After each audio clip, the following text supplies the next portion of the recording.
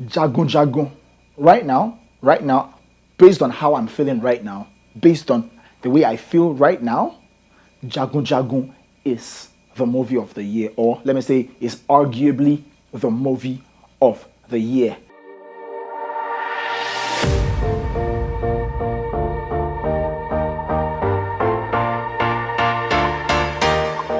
Hey guys, what's going on? How are you guys doing? You welcome to my YouTube channel. My name is Adeyemi Oluwoshagbana. If you've never been here before, please do not hesitate to hit the subscribe button, like this video, and of course, share with your friends, share with everyone you know.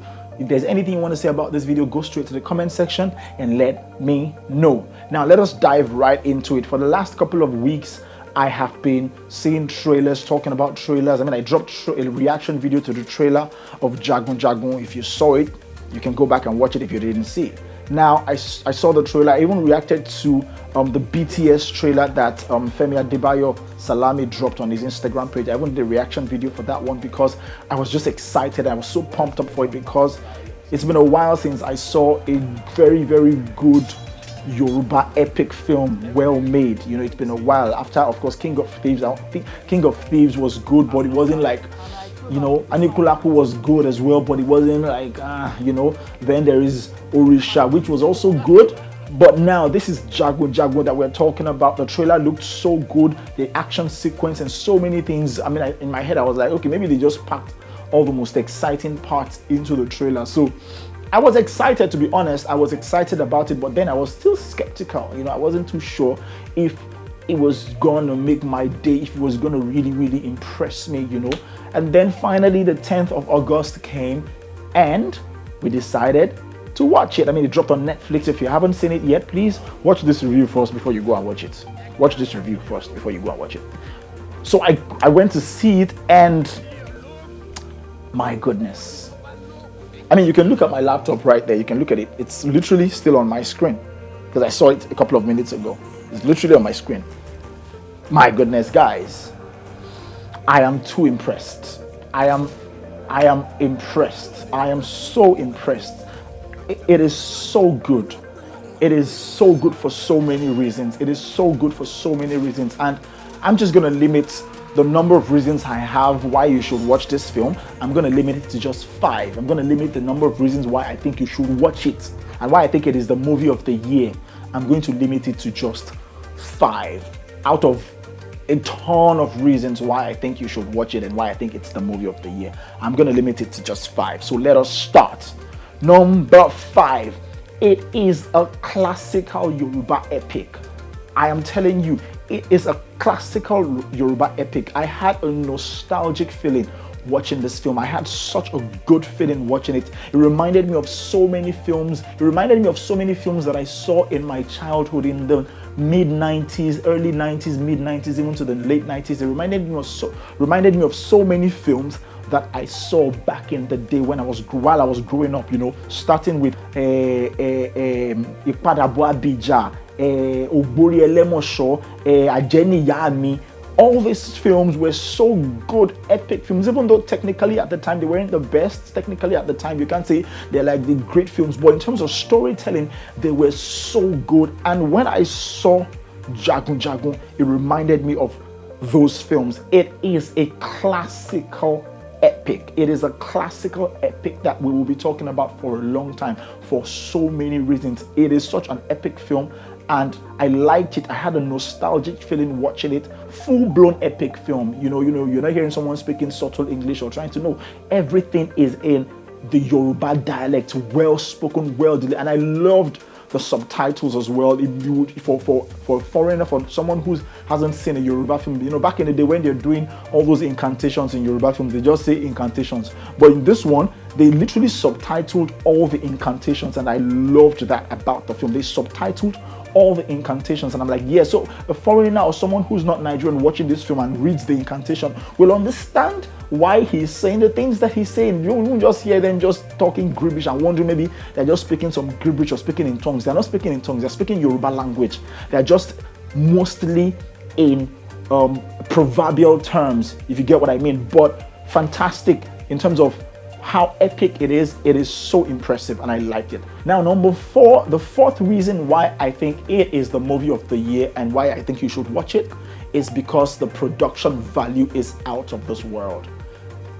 If you saw my first reaction video to the trailer where I spoke about one of the fight scenes reminding me of Troy, yes, I still stick with my opinion. I still stick with what I thought. I still stick with how I felt at the time, because it is a full-blown, the production value is so good. Production value wise, it is so good. They spent enough time casting. They spent enough time getting all the right things, getting the location ready, the production design, the sets, the costumes, everything was well arranged, well set up. They took their time.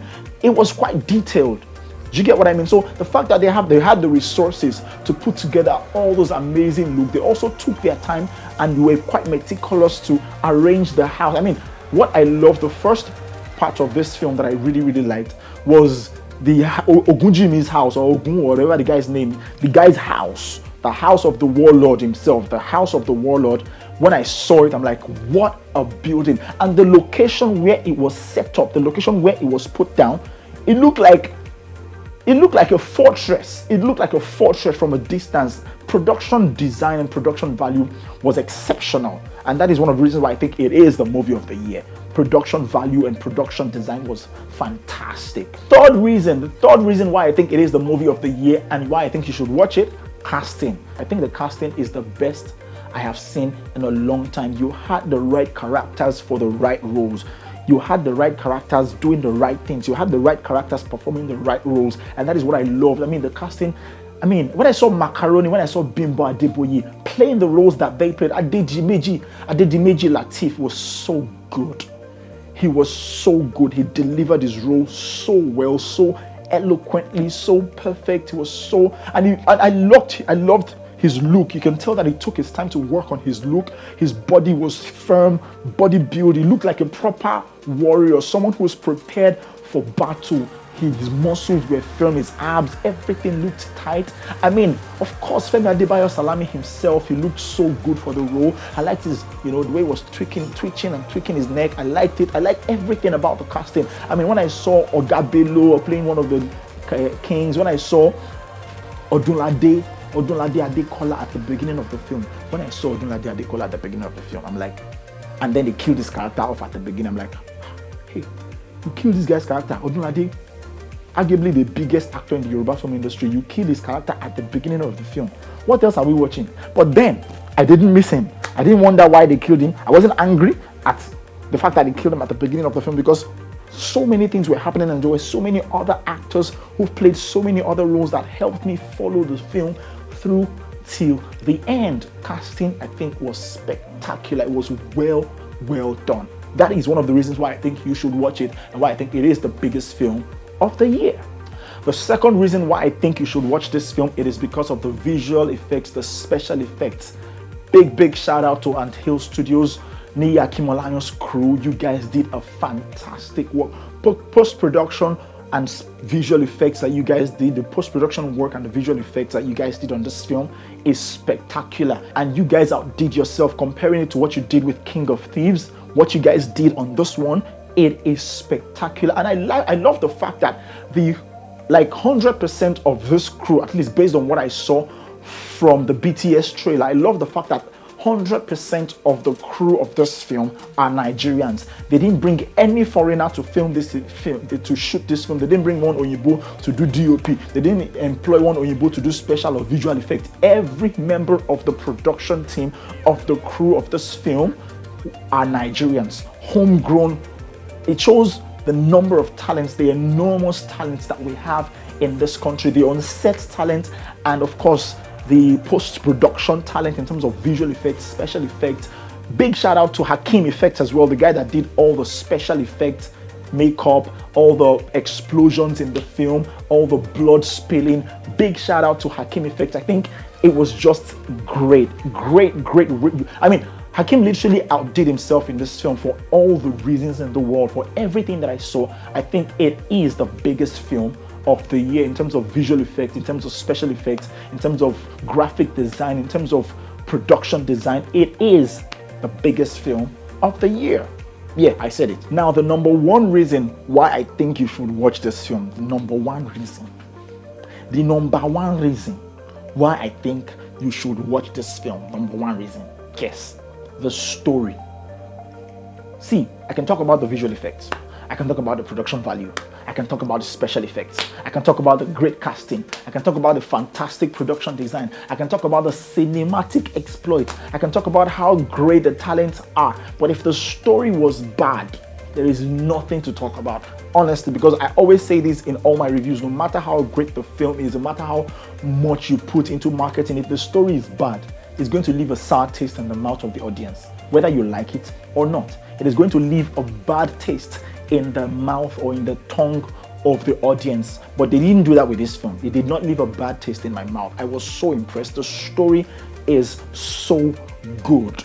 Remember, I spoke about how they killed Odunlade's character at the beginning, and still I followed it till the end, and I wasn't bored. I wasn't tired. All the action sequence was just fantastic, to be honest. Let me even reference the action sequence before I now continue about the story. The action sequence in this film, it is so good. It is so good. Yeah, they were, and honestly, for the sake of how good this film is, I'm not going to even dwell on the flaws, because the action sequence, the story, now going back to the story is so good. I love the twists and turns and the end. And what I also liked about the story is that they will make you, if you can choose to fall in love with the number of characters that you can fall in love with in this film.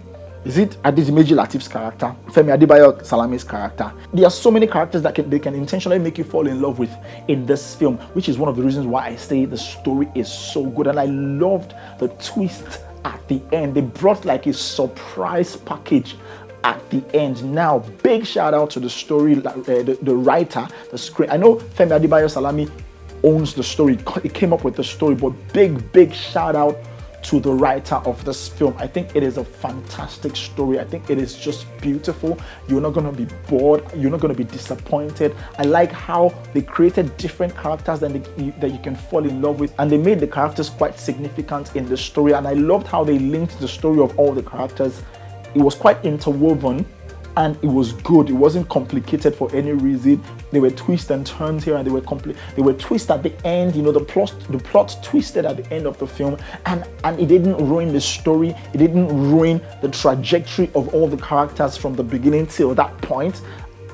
It was so well written. It is such a good film, and I'm still going to repeat, it is the movie of the year for me right now. At least we're in August, right? Yes, we're in August, and I can say categorically, compared to all the films that I've seen since the beginning of this year till this point, this particular one we are talking about, Jagun Jagun, is the movie of the year until another one comes to beat it. For now, it is my movie of the year. These are the 5 reasons why I think you should go watch it. It is a classical epic. The production value and the production design is spectacular. The casting is great. The visual and special effects, fantastic. And number 1, the story is so good. It is such a good story that you will not be disappointed. So here are my 5 reasons.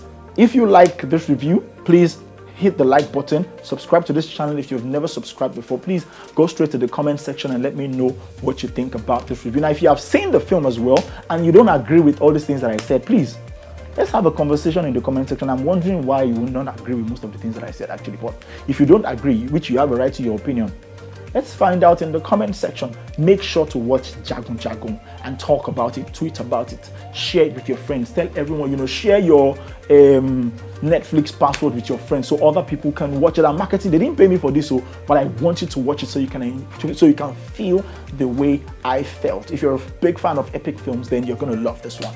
Once again, thank you so much for watching. See you next time.